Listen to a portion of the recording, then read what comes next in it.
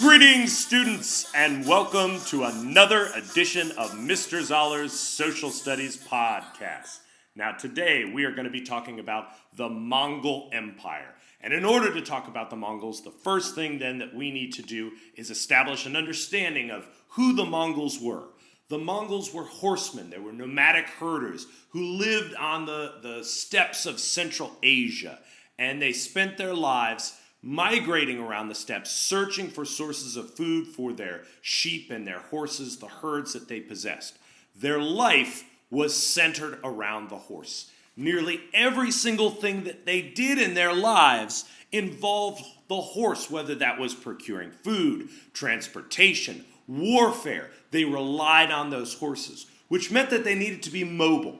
They lived in something called a yurt, which was a tent that was made out of felt. It was lightweight so that it could be collapsed and taken with them, but it was still sturdy enough that it would stand up to the elements. That was an important tool that the Mongols needed in order to live their lifestyle. Now, what did this lifestyle take them to? What did the Mongols accomplish? And this is definitely something that you want to write down. The Mongols created the largest empire in the world. Let that sink in, because we need to talk about that. How did that happen, first of all? Let me pose that question. Well, who is the leader of the Mongols? The first great leader of the Mongols was a man named Genghis Khan. Genghis Khan was a resourceful man. He was a brilliant general. He united all of the Mongol tribes, and then he leveraged their military advantage to carve out the largest empire in the world up to that point. Where did he invade? Well, Mongol forces made it all the way into modern day Russia, India, China, Japan, Europe, and the Middle East. Think of the scope of the reach of the Mongol Empire. Tell you what, let's pause, make sure we record that information. When you've got it, unpause, and we'll go on. All right, here we go.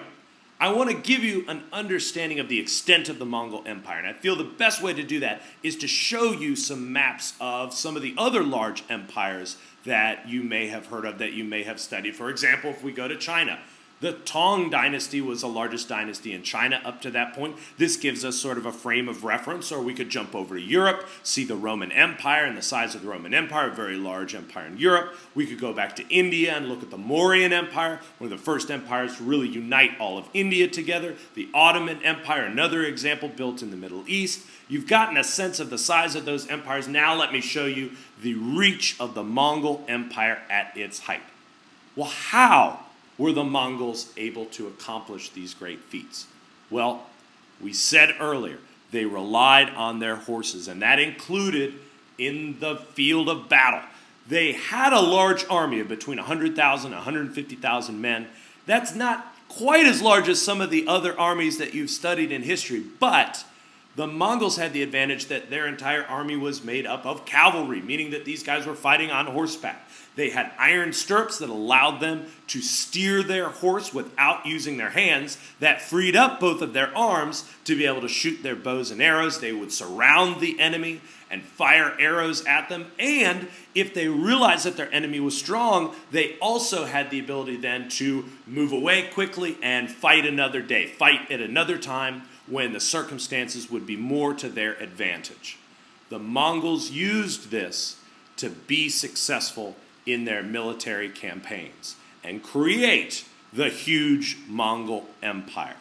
Now, if you have an empire that is covering all of Central Asia, from China all the way into Europe, then I want to pose a question to you.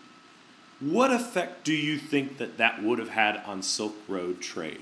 This is a big concept, so I tell you what, I'd like you to pause the video again and give some thought to this and record your answer. When you're done, unpause the video. All right. Well, that's it for this edition of Mr. Zoller's Social Studies podcast. I hope you have enjoyed it, and keep studying the social studies.